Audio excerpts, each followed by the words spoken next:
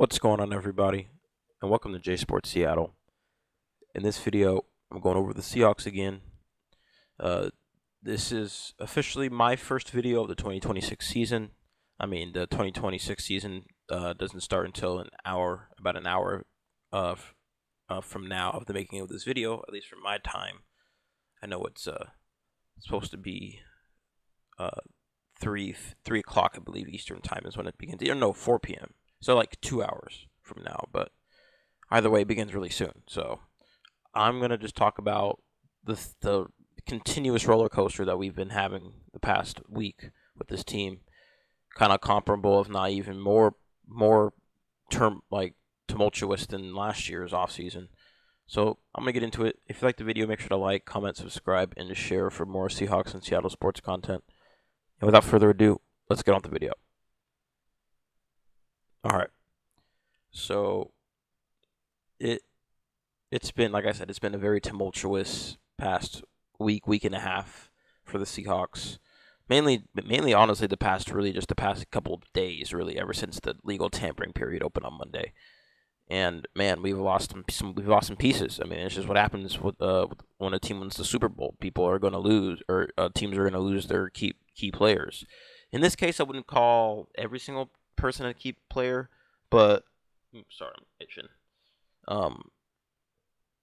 But I would consider some of them at least a couple of them important at least. So, firstly, we'll go over the free agents lost. So obviously the big one right here is Kenneth Walker. He signed with the Kansas City Chiefs, which is worst case scenario for me because I do not like the Chiefs at all. So that's unfortunate.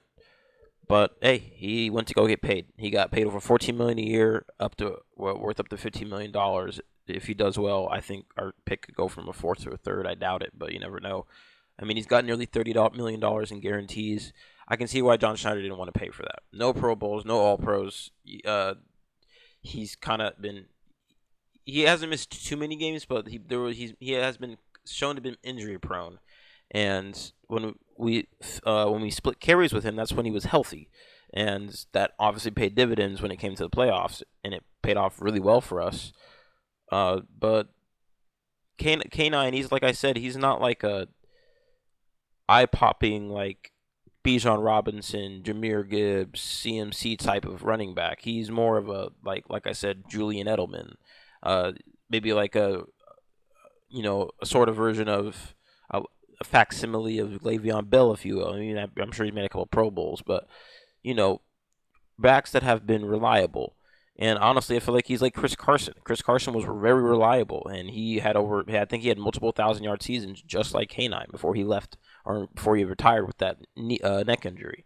So I'm happy with that he got his bag. And I'm happy that John Schneider realized that, hey, we don't want to shell out up to $15 million to a running back when it's the most expendable position in the league. I get it. So I'm not too upset about that. And honestly, I like I said, I said I wasn't gonna be surprised to be left. I just knew he was gonna be signing somewhere else. And the Chiefs, like I said, was the favorite, and I think that was where he was going, and that's sure enough, that's where he went. So I mean, unfortunately, that's what it is. What it is, but we move on. We did lose another important piece, I would say. Kobe Bryant. He signed a 3-year, $40 million contract with the Chicago Bears. That's a decent sized contract. He hasn't, like I said, he hasn't made any Pro Bowls, but he has shown his impact on this defense. No Pro Bowls, no All Pros, but a good player. He's a good player, and I think that is a decent size contract for him. I think that's fair. I mean, it's little over $13 million a year. John Schneider probably wouldn't have brought him in over 9. John Schneider's asking price is just lower than his, and well, he's with the Bears now. So I wish him nothing but the best. Same with K9 or K9.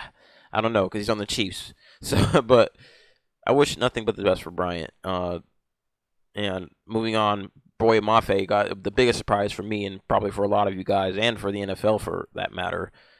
Boye Mafe got a bag. He got 3 years, $60 million. And not going to lie, that's kind of mind-boggling. That's a mind-boggling number to give to a guy that, yes, he is good at getting pressure, but he's not good at getting home.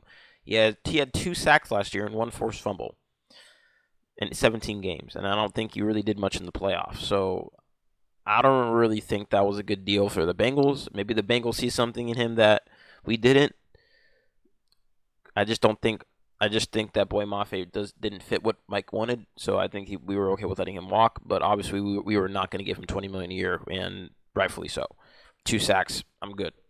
And then finally, this was I feel like this was overdue. Reek Woolen was signed by the Philadelphia Eagles for a contract, 1-year deal, basically a 1-year prove-it deal, worth up to $15 million. I believe the base is, I think, $12 million. So, yeah, I mean, that's what's going on here. Those are the free agents we lost, and with those free agents that we lost, we got comp picks for that, which I'll get into later in the video. But let's get into more upbeat news. We at least re-signed a big one. Rashid Shaheed is staying in Seattle. He agreed to a 3-year, $51 million contract with nearly $35 million guaranteed as a part of the deal. Pretty hefty contract for a guy that didn't really do much. He had one, but like in terms of production, but like he could feel his presence on the field. And honestly, there were times where he was open, and Sam Darnold just missed him, and especially in the Super Bowl. You saw that in the Super Bowl, like Sam Darnold had a few balls that were thrown a little too. Either one was under, and then the other was over. That would have been for huge gains, and probably would have ended the game much earlier. But you know, it is what it is, and that is okay. I like that. I like the deal. It may seem like an overpay, and it might be, but we have the cap space to do it, and we are obviously playing the compensatory pick game. So I like that. I mean, we're waiting for a better draft next year where we can potentially find more diamonds in the rough. I mean, I just love the chess, playing chess while everyone's playing checker strategy. I like it. And then with the Raiders and Ravens trade, Max Crosby trade deal blowing up, that honestly looks even better on John Schneider's part because he didn't sign all these free agents in case he wanted to make a move for John Schneider. Or not John Schneider. He wanted to make a move for Max Crosby. In my opinion, I just don't think that we were probably... I think we wanted to get Max Crosby, but I just think 2 firsts was a steep price. And now, I mean, we could still get him because his trade value definitely tanked a bit because of the not him passing his physical. So instead of 2 firsts, he might only be worth 1 first. And maybe John Schneider's willing to, shell money out for that. So, but either way, I mean, we got Rashid Shaheed, and I really do like that. And hold up, before I continue, I do want to go cap space. All right, I'll do that later. But yeah, Rashid Shaheed, he's good in the return game. I think that's in my opinion. I think that finding a dual threat in the return game and the receiving game is harder to find than finding a decent running back. Running backs, like I said, are the most expendable position in the league, but a guy like this who can do it both in the pass and in the game, receiving game and the return game, a little bit harder. I mean, we got somebody that potentially could be like him and Torrey Horton, but I believe John Schneider said that the plan was to have both Horton, and I think both John Schneider and Mike said this, that the plan is to have both Horton and Rashid Shaheed in the offense, which would just be lethal. I mean, JSN, Rashid Shaheed, and Torrey Horton with Cooper Kupp. I mean, with our tight ends, Elijah Arroyo and AJ Barner. I mean, that's a pretty badass offense, if you ask me. And obviously, we still got to figure out what our running back situation is going to be. If we haven't signed a running back now, I think we are going to draft a running back, which, kind of tracks. I mean, the past, like in 2022, 2023, we drafted back-to-back second-round picks for running backs.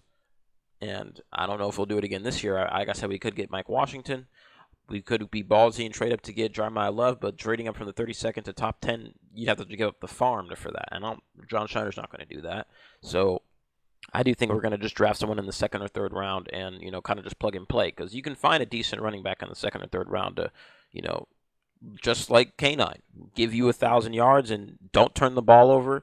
Although K9, I don't know. K9 was really, really good at not fumbling the ball. I don't think he ever once fumbled the ball, like lost a fumble. I think he had one fumble, but I think it was because of that D. Eskridge thing that happened on the Chargers game in 2022. And I think, we could potentially find someone that could give us another 1,000+ yards and maybe a good receiving back. And like good in the receiving game. I mean, you never know. John Schneider, like I said, he's done a great job of finding blue chippers, and I wouldn't say blue chippers, but sneaky good players in the later rounds. Obviously, second round pick is more of a premium draft pick. Third round pick, it's like teetering. But I trust in John Schneider to get make the right decision. And we still got Kenny McIntosh for one more year. Hopefully he's good from his ACL injury. I did think he showed promise, and I think Mike's going to lean on him this year. I don't know if Velus Jr. will be back. Jacardia Wright.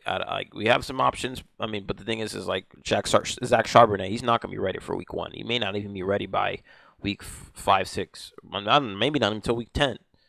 But I trust that we did. I trust that we did right by letting K9 walk and letting him get his back and just doing what's best for the team, keeping our cap space for a potential good deal. I mean, we have extensions we got to do too. So, I know we didn't re-sign Reek Woolen, and honestly, I'm going to be honest with you, I was kind of surprised that nobody signed him right off the bat like K9 or Kobe Bryant, but honestly, I can see why. You've seen him do some boneheaded things and have lapses in judgment, not just this year, but over the past couple of years. And that's just something you can't coach. Now, this is why I said this was a 1-year prove-it deal, because I really think he cost himself a bag with that performance in the NFC Championship game. I mean, he had that taunting penalty that cost us a chance to get the ball back. And not only that, he gave up a touchdown literally the play after that. That might have... A lot of teams could have looked at that and lost a lot of lost some confidence in him. And he's like, okay, he's good, but like this dude needs to get it together. Something's not right in his head.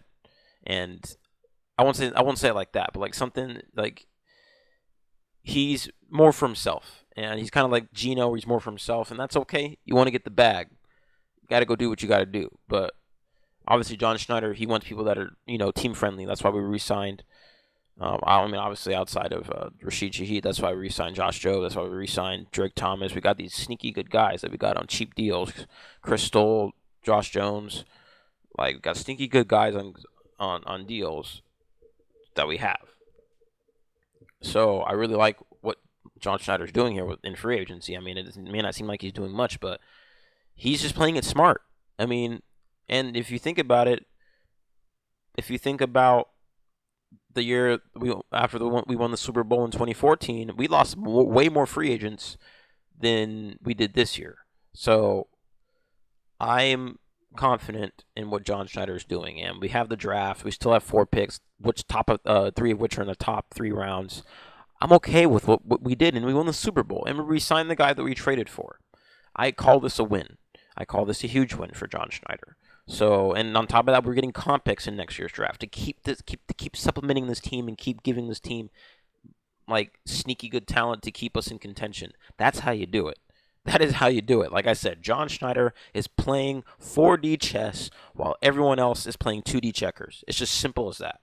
I mean, John Schneider, Executive of the Year, and he could honestly go back to back. We'll see what happens, but so far, I think he's off to a good start. So. A lot of and if you look at the history of teams that have won the Super Bowl, a lot of them don't really spend much in free agency because they want to, or I should say, spend on outside free agents because they want to keep their core together because they know, hey, this team got it done once. Why can't we do it again? That's a perfectly fine reason. We won the Super Bowl with this roster, with a majority of this people in this roster. Why can't we do it again? It's just simple as that. Literally everyone's back. Mike McDonald's still our head coach. Coaching staff's intact for the most part. We got a brand new OC, but we're going to be running basically the new same offense. I mean, I understand why we aren't really doing much in like signing a lot of free agents, like outside free agents, like the Raiders. You know, I mean, the Raiders are rebuilding, obviously, but that Max Crosby trade screwed them. But I digress. I think we're in a really, really good spot, and I mean, John Schneider, like, he's cooking. He's cooking something, and I really like what we're doing. And hopefully, we'll keep, we'll keep it going, and sign some sneaky good free agents potentially. If not, I'm sure the JSN and Devin Witherspoon extensions are coming, so that's probably why we have some cap space still. And then obviously we got to save some money for our draft picks, but although we don't have as many draft picks this year, but obviously we still have the top 3 picks, so we still got to account for that. But since they're later picks, we don't owe them as much money, which is nice. So, like I said, we resigned our Josh Jones. We also re-signed our long snapper Crystal, who was perfectly fine. Long snappers are a dime a dozen, so $2 million, good. I mean, not much more to be said. I'm glad we're having these guys back. So, some people are not going to agree with the Rashid Shaheed trade, like Ernesto Kova from 12th Man Rising. Hey, no disrespect. I'm going to give my opinion, and I'm going to respectfully disagree with what he said here. So the Seattle Seahawks lost several key contributors to the Super Bowl winning campaign. Debatable. Boye Mafe. He's, like I said, he's good at getting. I think he was 8th in pressure rate last year, but he just didn't get home. And he is good. He is decent in the run, but I just do not think $20 million a year was not worth that. We can find someone in the draft, or maybe sign someone better at edge than him. I think. And we still have Derek Hall for another year, which I think, who I'm in favor more of signing than Boye Mafe. I think he's a better player than Boye Mafe. Tariq Woolen, I don't think he was a key contributor. He's a damn good corner, but like I said, he just didn't fit Mike's system. He's a man corner. We run zone, so I wouldn't really call that a key loss. And on top of that, this corner, even though the draft class isn't that good this year, corner talent is not bad. So we could draft someone in the 1st or 2nd round we can plug and play in Mike's system and be just fine for replacing Tariq, I should say. I guess the one thing that he does have on is Kobe Bryant. I think that Kobe Bryant and K9. But even though, actually not even K9, because like I said, running backs are expendable. No offense to K9. That's just how the position is. It's been since basically the dawn of the NFL. But Kobe Bryant, that one does hurt a little bit because he is decent and he's like one of those players where he's a steady presence on that defense and he makes his presence felt and he does his job. But I think we're fine. Like I said, I think John Schneider did fine with letting a lot of these guys walk because that's a lot of bag. I mean, 45 million up to 45 million guaranteed for K9, 40 million for Kobe Bryant, 60 million for Boye Mafe, 15 million for Woolen. I mean, it's just a lot of money. I get it. We got to re-sign our own other players that are more key, which like Rashid Shaheed.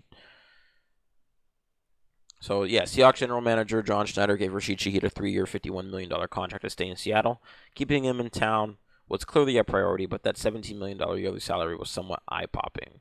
So Spotrac projected Shaheed to go for 9 years and $42 million, and even though that $9 million difference might not be a lot over 3 years, he's going to have to do plenty of heavy lifting to justify his salary. But that's fine. I mean, yes, he wasn't much of a factor. He only hauled in 15 receptions for 188 yards and no scores, but JSN was open. JSN was doing his thing. And we were having another threat out on the field in the passing game, or in the receiving game, passing or receiving game. I'll say receiving game. That's how JSN can continue to be open. And like Rashid Shaheed, he's had some key moments in the playoffs. Yeah, like I said, he had that 51-yard, like it says here, he had that 51-yard bomb reception from Sam Darnold in the NFC Championship. but he also had that kickoff return in the playoffs, which basically sealed the game. Like, and not only that, Ernesto's not talking about the games that he like. Let's talk about the second Rams game. Like, we were dead in the water, down 30-14, and this dude returned the punt for a touchdown. That flipped the momentum for us. That play right there legitimately might be the reason why we even made the 1 seed and won the Super Bowl. Was that play by Rashid Shaheed? Yes, he didn't wasn't eye popping, but he came up in key moments. You pay for the moments. You don't pay. Sometimes you got to pay for the moments more than the production, which is what he's known for. So I think this is fine. I think this is a fine deal, and I'm pretty sure most of it's gonna be backloaded anyway because right now we're in a good because if you look, I'm gonna look at our cap space. We only dropped our cap space by $12 million after re-signing Rashid Shaheed. So obviously a lot of this has got to be backloaded. So I do like what we're doing here. And obviously some people are going to disagree with the payday. I think it was worth it. I think it is worth it. And he is a good player. And obviously we spent a 4th and 5th round pick, which John Schneider could have used to draft, diamond in the roughs, which like we've done like with Barner, like 3rd round, like with Abe Lucas, like Woolen, like Bryant, like we drafted some nice players in the later rounds under John Schneider, and those picks are like a premium for us because of that reason.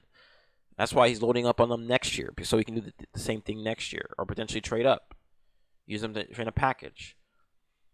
Speaking of comp picks, let's get into these a little bit. Right now, we are projected to get 4 comp picks since Rashid Shaheed is a retention. We retained him versus we signed an outside free agent that wouldn't balance it out. So we would have 4 comp picks, projected to have 4 comp picks next year, assuming we don't sign a new one this year in free agency, like outside of Seattle. Right now we're projected to get 1/4 and 3/5 with the potential for this Woolen. I think this Woolen one could potentially go to a 4th rounder if he plays enough snaps and gets the incentives that he has, up to $15 million, which is good. I mean, we don't have a single 6th or 7th rounder because these guys got decent contracts. So we got some nice mid-round picks. We got additional 4th and 5th rounders. Let's go to 2027 NFL draft picks.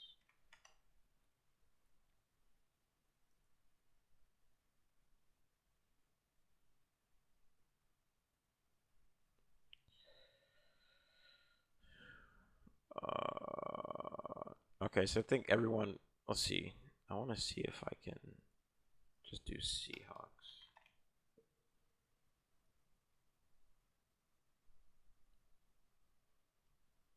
Like, there's one where you can do. Oh, here we go.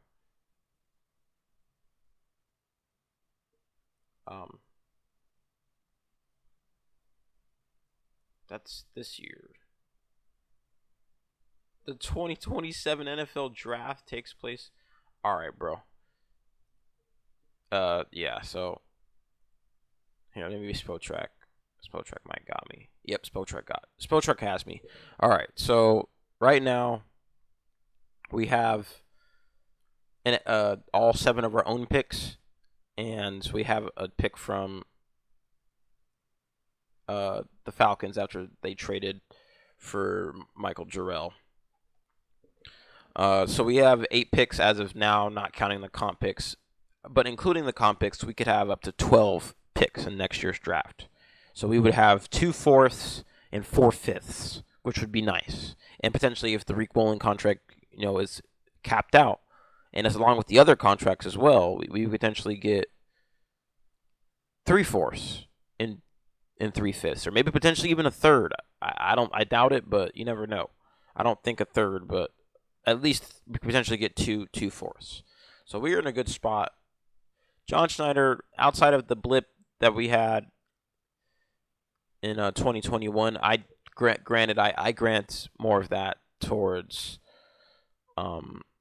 Pete Carroll, the Jamal Adams trade. That was definitely a Pete Carroll trade, not a John Schneider trade. So I'm not going to really blame him for that. But we only had 3 picks in the 2021 draft, and man, we came a long way. And we have 4 picks. Like, we don't have as many picks, but it's for a good reason. We won the Super Bowl, so I like that. And we're in a really good spot for in next year's draft to continue to keep plugging and playing players. Keep trying to find diamond in the roughs. That's what you do. You just load up on draft picks and just keep investing in your team in the later rounds. I mean, like I said, John Schneider, man, the guy for this team. And like I said, if this dude somehow gets us to back-to-back championships, give him a lifetime contract. I mean, he would clearly be the best general manager in the league at this point. I mean, I feel like he already is because he got Executive of the Year and we won the Super Bowl. So obviously he had to do something about that. He had something in doing that, or he had something to do about that. So, man, I'm excited with what we've done so far in free agency.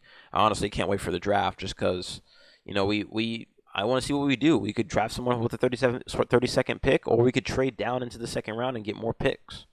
You never know, man. And that's kind of what I hope we do, and just load up on later round talent and to add to this team, cheaper talent to add to this team. And I think what we'll do is we'll go running back, we'll go corner. I think we're good on wide receiver, so I think we'll chill on that. But running back and corner might be our top. Running back, corner, and edge will probably be our top 3. Oh, running back, corner, edge, safety. Actually, those 4 are like the big ones. Running back, corner, safety, edge. Because after losing Kobe Bryant, we only have 2 starters, and that would be technically Ty Okada and Julian Love. I mean, and I wouldn't really count Nick Imamori since he's like all over the place. Sorry if you heard that, but I don't really count him. Like true safeties, we got Julian Love and Ty Okada, which I think would do good. He's done great and a great job in Mike's system, and I think would do great stepping up and being the full-time starter in Seattle. But yeah, I mean, like I said, we're in a good spot, and I can't wait for the draft. So like, wow, I think this is a good offseason so far, and we'll see what happens. But yeah, I think that's all I have for this video. I don't know when I'll make another video on the Seahawks. I will have to make one on the Mariners soon since opening day for the MLB regular season is in around 2 weeks. So definitely gotta make a video soon. So stay tuned for that. If you like the video, make sure to like, comment, subscribe, and share for more Seahawks and Seattle sports content. Thank you for stopping by. Have a good day, and go Hawks, go Mariners, and go Kraken.